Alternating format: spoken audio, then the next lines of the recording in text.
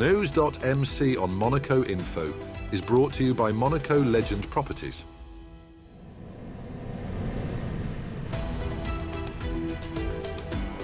Bringing you news on Monaco's economy, culture, sports and more. Welcome to NEWS.MC, your English rendezvous on Monaco Info. Coming up on NEWS.MC, discover past week's top stories and meet the people who make Monaco.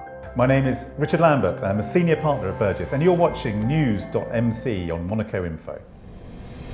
What's been making headline in the past week?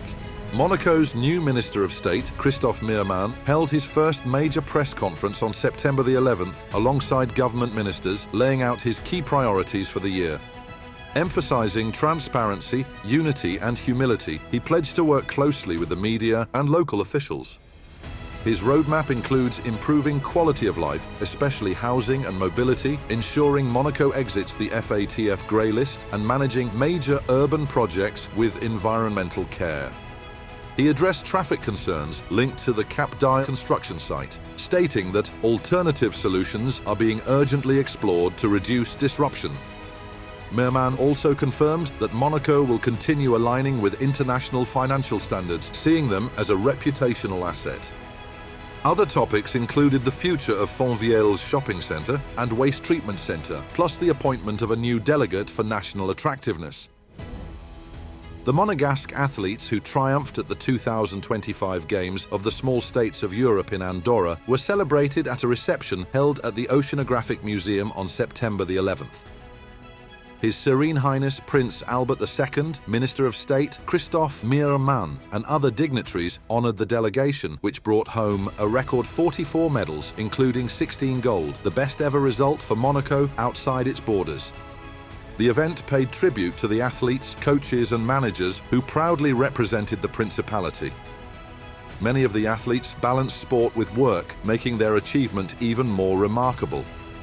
The evening also served to build momentum for the next edition of the Games, which will be hosted by Monaco in May 2027. There was a strong sense of unity and pride as attendees looked ahead with ambition, eager to surpass this year's success on home soil. Monaco's Port Hercule has been transformed into an open-air museum for the 17th edition of Monaco Classic Week. His Serene Highness Prince Albert II visited the event on September the 11th, the day after it opened, which is organised by the Yacht Club de Monaco. This celebration of maritime heritage brings together more than 150 historic vessels, including classic sailboats, motorboats and canal boats. The gathering showcases over a century of nautical history, drawing admiration from sailing enthusiasts and visitors alike. Their Serene Highnesses Prince Albert II and Princess Stéphanie travelled to Tourette-le-Vent on September the 15th to celebrate the 90th birthday of Dr. Alain Frère, a longtime friend of the Principality and a key figure in Monaco's cultural life. Dr. Frère played a major role alongside Prince Renier III in founding the Monte Carlo International Circus Festival, where he still serves as artistic advisor. The visit honoured his remarkable contribution to circus arts and his enduring ties with both Monaco and his home village of Tourette-le-Vent, where a dedicated circus museum reflects his passion and legacy. A new, fully supported apartment has been unveiled at Princess Grace Hospital, designed to help patients regain independence before returning home. Located in the geriatrics unit, the space simulates real-life environments with adaptive equipment tailored to each patient's needs. It serves as a therapeutic tool guided by caregivers, helping reduce risks and improve rehabilitation outcomes. Supported by the Stelios Philanthropic Foundation, the initiative bridges the gap between hospital care and daily life, offering a safer, more personalised path back to autonomy. The final stage of the 2025 Vuelta a España ended in confusion on September the 14th in Madrid after being interrupted due to large pro-Palestinian protests. Demonstrators blocked key points along the route just kilometres from the finish, forcing riders to dismount and wait for clarity. With safety concerns prevailing, organisers officially cancelled the stage, meaning no winner was declared for the finale. However, Denmark's Jonas Vingegaard was confirmed as the overall winner of the race. Monaco's Victor Langelotti successfully completed his first Grand Tour, finishing 59th, with his team securing 3-stage victories. The Vuelta will depart from Monaco next year, adding a local dimension to one of cycling's biggest events. Her Serene Highness Princess Charlene visited the Princess Grace Hospital on September the 16th to meet young mothers and officially launch a new first aid training initiative for infants and young children. Personally supported by the Princess and organised in partnership with the Monaco Red Cross, the workshops will train parents, grandparents and caregivers in life-saving skills. From handling choking to treating burns and falls, the sessions aim to reduce domestic accidents, the leading cause of infant mortality. The first workshops begin in October, reinforcing Her Serene Highness Princess Charlene's long-standing commitment to child safety and community health. The 18th Conference of Presidents of Parliaments of Small European States took place in Cyprus on the 16th September, bringing together delegations from 9 countries, including Monaco, to address major global issues like AI, democracy, and crisis response. Led by National Council President Thomas Brezo, the Monegasque delegation proposed a groundbreaking framework agreement to formalise interparliamentary cooperation and increase the influence of small states. A major outcome was the decision to establish a permanent secretariat in Monaco, enabling better coordination and communication between member states. The closing declaration reaffirmed a shared commitment to democracy, human rights, and multilateral dialogue, principles Monaco actively supports on the international stage. The Monaco Economic Board held its 54th members' meeting on September the 16th, drawing nearly 400 business leaders for an evening of networking and exchange. This now essential event fosters new synergies, strengthens local connections, and opens doors to international opportunities. Entrepreneurs view the gathering as a strategic platform to showcase services, share experiences, and stay agile in a fast-changing economic landscape. From real estate to digital services, businesses highlighted the value of face-to-face connections. Looking ahead, the MEB is preparing for an upcoming trade mission to China, further expanding Monaco's global economic reach. The Princess of Monaco Cup closed in style with its iconic 19th hole played on Casino Square on September the 17th, following 2 days of golf at the Monte Carlo Golf Club. Their Serene Highnesses Princess Charlene and Prince Albert II launched the evening, which also paid tribute to the late F1 driver Eddie Jordan. The event brought together 20 teams and raised over €68,000 for the Princess Charlene of Monaco Foundation and the Monaco SPA. At its heart, the Cup supports global water safety efforts, particularly in preventing child drownings, an issue central to the Foundation's mission since 2012. Club Bruges dominated AS Monaco in their Champions League opener, winning 4-1 on the evening of Thursday, September 18th. The Belgian side took a 3-0 lead by half-time with goals from Nicolo Tresoldi, Rafael Onyedika and Hans van Aken.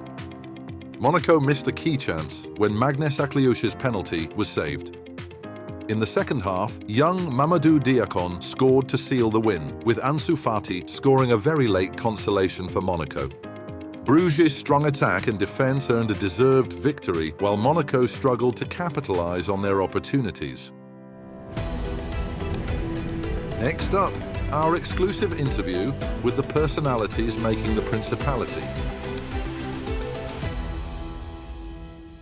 My name is Richard Lambert, a senior partner at Burgess. I was born in London in the UK and then brought up down in the West Country in England, so in Plymouth. That is where I really developed an absolute love for the water and for boats from a very young age, and started working for a company called Princess. I think it comes from a very, very young age, and it just that slight fascination with the water. Get in these boats and have a go, and that's how I slowly developed an absolute love for sailing, and I used to do quite a bit of racing as well, and then became a sailing instructor.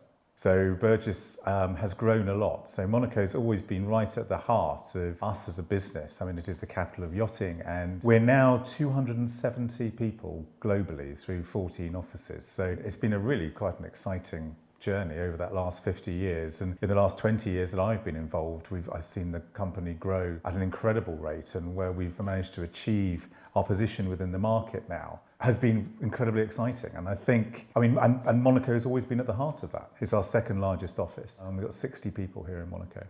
And we get a lot of clients will come to us and they'll ask, right, I would like to buy a boat that will charter well. And that's a very key point, because you need to make sure that you're buying the right yacht that will appeal to the charter market. So we'd work with you to be able to do that. I think it's very hard to turn around and necessarily talk about investment terms with yachting. It's definitely an investment in your well-being and your enjoyment. And I think buying the right yacht, you can protect your investment as much as possible. So I think it's very, very key to ensure that when you're going into buying a yacht, that you are buying the right yacht, because you will want to turn around and sell it in a few years. Yes, I think it's primarily always make sure you're buying a yacht for the right reasons, which is you're going to make sure that you're going to get a lot of enjoyment out of it.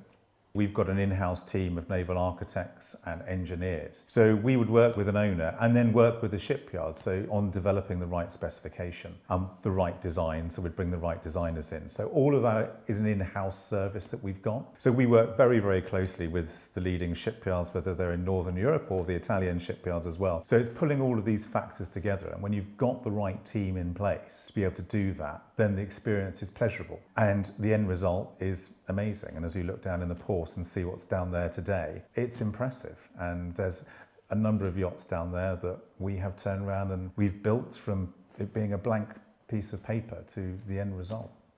My first yacht shows were very, very different to the Monaco yacht show that we see here today. They were much smaller affairs. I think the first one I did, I was working on trying to sell a Prindle 17 catamaran, which is 17 feet. We've got tenders that are far bigger than that now than in the yachts we have in the port. So, and with the Monaco yacht show, I mean, it really is the most impressive yacht show that there is. It's right at the top of its game. It attracts the largest yachts. It attracts the most high-profile clients. And I think from that standpoint, the Monaco Yacht Show really does stand out in comparison to any other event globally.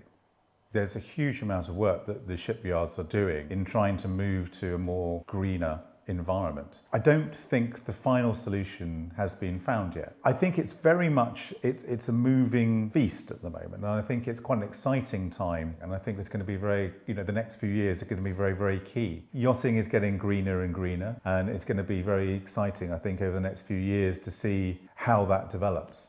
All of us sort of have heard about Monaco for so long, and Monte Carlo and the glamour, and it's such a famous location. So I think it's very hard to say when I first heard about it. I do remember my first visit. I was doing a boat delivery from Mallorca up to Monaco, and we came in and we got a berth in Fontvieille and then tied up there, and I was quite young at the time, and we just decided, right, it's a great opportunity. So we explored Monaco for the first time. But no, I arrived by boat for the first time.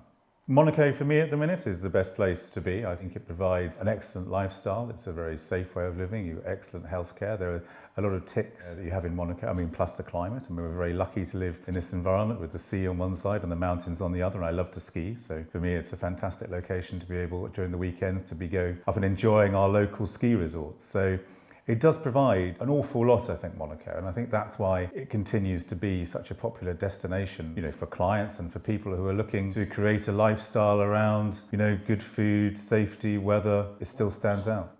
There's such a perception that everybody in Monaco is a multi-billionaire. And it's not the case. There is, a lot of people here that are living a very normal life and working and doing day-to-day jobs. And that actually, I think, is that group of people. That is also what makes Monaco special and what makes Monaco tick, because it's got a good community for 12 months of the year. It's not just a holiday destination where you've got two or three months where it's busy. Monaco has a community and a heart that actually is 12 months. That's all for today. Thank you for watching NEWS.MC, your English rendezvous on Monaco Info. Discover the full interview and more stories on our websites, NEWS.MC and MonacoInfo.com. Next week we will receive Anders Kurten, CEO of Fraser Yachts. This show is intended to provide a summary of the past week's top stories for the English-speaking audience. For daily and real-time news updates in English, please visit NEWS.MC and subscribe to our free daily newsletter. For French news, visit MonacoInfo.com. This show was brought to you by Monaco Legend Properties.